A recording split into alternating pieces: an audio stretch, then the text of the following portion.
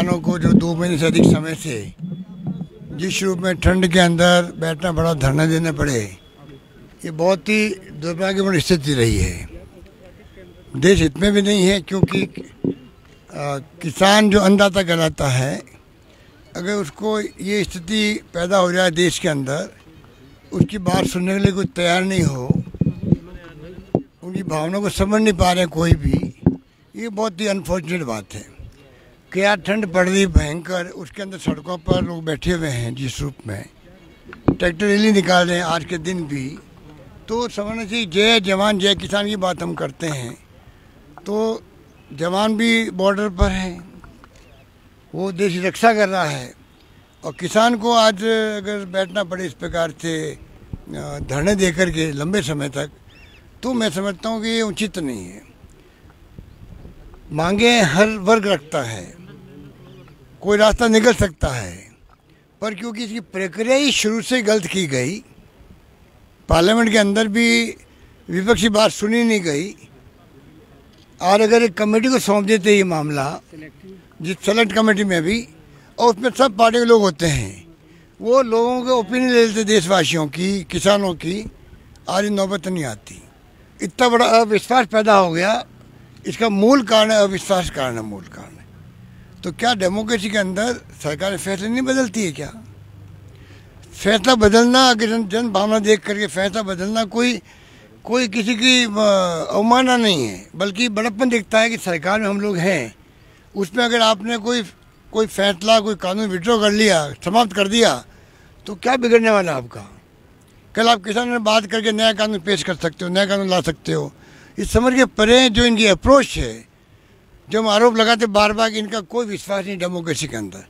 ये और प्रूव हो गया है ये 70 दिन के अंदर कि आज कितने लोग मारे गए हैं, 150 के फिगर आ रहे हैं मारने वालों के।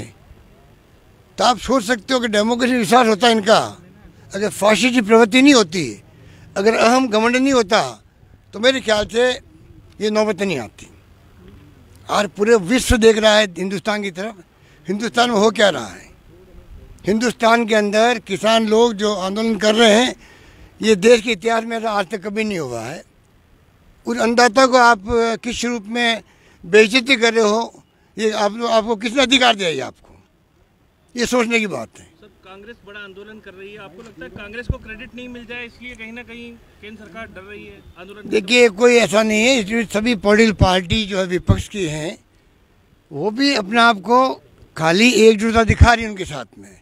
जैसे किसान संगठनों की भावना है कि पॉलिटिकलाइज नहीं करना चाहते इस आंदोलन को, हम भी स्वीकार करते इस बात को, इसका राजनीतिकरण नहीं हो।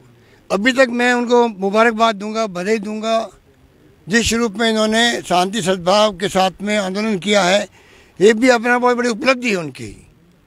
और विपक्षी पार्टियाँ खाली एकजुटता दिखाती है, वो हमारा फर्ज बनता है। तो मैं सोचता हूँ कि देश में देखिए कैसी स्थिति आ गई है कि आज तमाम संस्थाएं, जुडिशरी के ऊपर दबाव है। देश के अंदर सीबीआई, इनकम टैक्स, ईडी के आप देख ही रहे हो किस प्रकार से दबाव में काम कर रही है, किस प्रकार सरकारें गिराने के लिए षड्यंत्र हो रहे हैं। पहले गोवा में और मणिपुर में, अरुणाचल प्रदेश में हुआ था, बाद में कर्नाटक में, मध्य प्रदेश की सरकारें गिराई गई, राजस्थान में इनकी चल नहीं पाई है, कोई कमी रखी नहीं थी इन लोगों ने। जिस रूप में राजस्थान में भी पब्लिक एकजुट रही, उसके कारण इनको मुँह की खानी पड़ी। पर आज डेमोक्रेसी में सरकार इस प्रकार गिराई जाती है क्या? खरीद फरोख्त करके, आप खरीद करके कैसे आप विधायकों को आप गुजरात में भी, राजस्थान में भी आप इसी में दिलवा रहे हो राज्यसभा चुनाव जीतने के लिए? तो ये देश में पहली बार तमाशे हो रहे हैं, इसको समझ निकाल सकता है और मीडिया को समझ निकाल सकता है।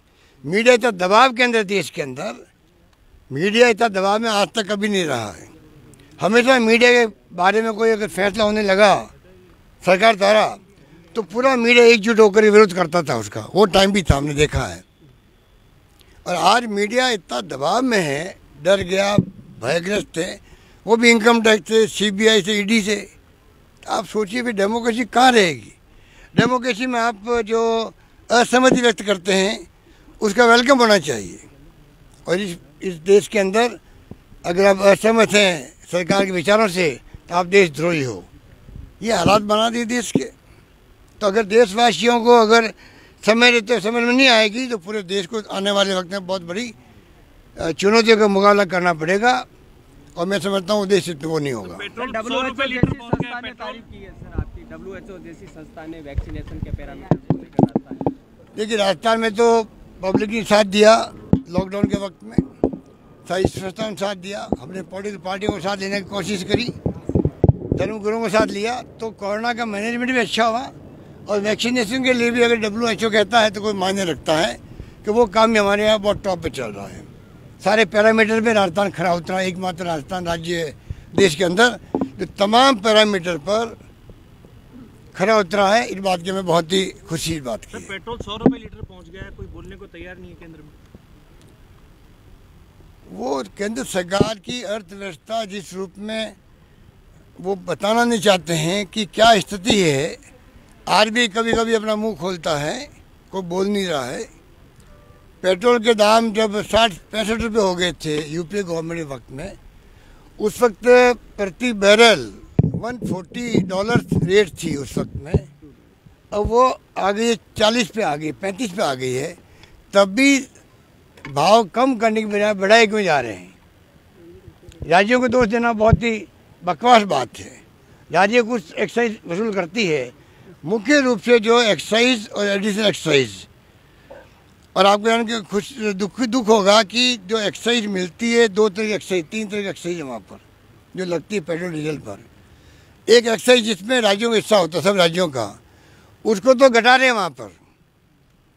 और जो हिस्सा राज्य का नहीं होता है उसको बढ़ा रहे हैं अपनी इनकम करने के लिए। तो इनका वित्तीय प्रबंधन है कहाँ पर। आर्थिक संकट में देश गुजर रहा है, बहुत भयंकर आर्थिक संकट है। जीडीपी आपकी माइनस में जाने लग गई है, हालात बड़े गंभीर हैं। बेकारी बेरोजगारी की समस्या इतनी बड़ी बढ़ गई है कि आज नौजवान चिंतित है अपने भविष्य को लेके। कोरोना के अंदर जो नौकरी चली गई लाखों करोड़ों लोगों की, उसके ऊपर कोई कार्रवाई नहीं हो रही है कि हम क्या स्कीमें बनाएं जिससे वापस लोगों को रोजगार मिल सके। ये चिंता देश के अंदर सरकार को नहीं है। सर बजट सत्र भी आने वाला है, तो किस तरह चैलेंजिंग रहेगा, कटौतियां करेंगे, किसानों को राहत देने की मांग। राजस्थान तैयारी हमने शुरू कर दी अभी से ही बजट की।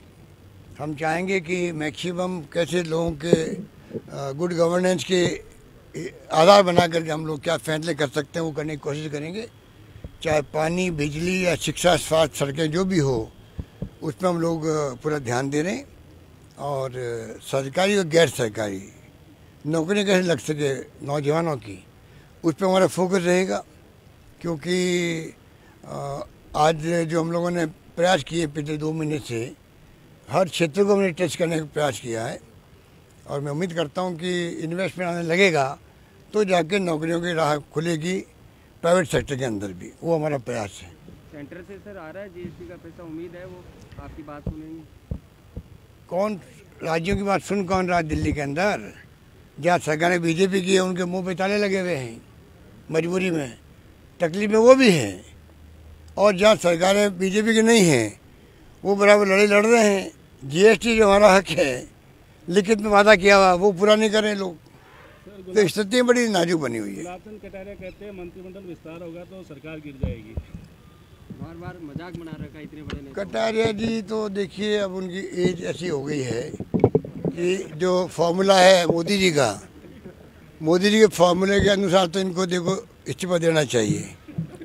जो मार्गदर्शक मंडल बना है दिल्ली में, उस जगह जाके इनको मतलब जिम्मेदारी सौंपनी चाहिए। तो इसलिए अब वो तो क्या एक प्रकार से दिल्ली के नेताओं को खुश रखो कि सरकार गिराने का षड्यंत्र था, उसे मुंह की खानी पड़ी, तो उनको खुश कैसे रखें जिससे कि वो खुद अपने आप को बचाव कर सके। दूसरा, उनकी पार्टी में इतनी फूट है राजस्थान में, ऐसी फूट आज तक राजस्थान में मैंने बीजेपी में कभी नहीं देखी जो इस वक्त देखी जा रही है। तो आप सोच सकते हो कि पहली बार बीजेपी में आपस में जो प्रतिस्पर्धा हो रही है आगे बढ़ने की, वो सब आपके सामने है। ये कटारिया जी का बोलना हो या उपनेता का बोलना हो या बीजेपी अध्यक्ष का बोलना हो, ये तमाम जो बोल हैं ये खाली अपने आप को पार्टी के अंदर स्थापित करने की प्रक्रिया का अंग है। ये बाकी इनके पास कोई कहने को है नहीं, ना ये कोई विपक्ष की भूमिका निभा पा रहे हैं। ये भूमिका निभाने भी असफल साबित हो रहे हैं। ये स्थिति इनकी बनी हुई है। कोरोना में हमने देख लिया इनके बारे में क्या स्थिति बनी।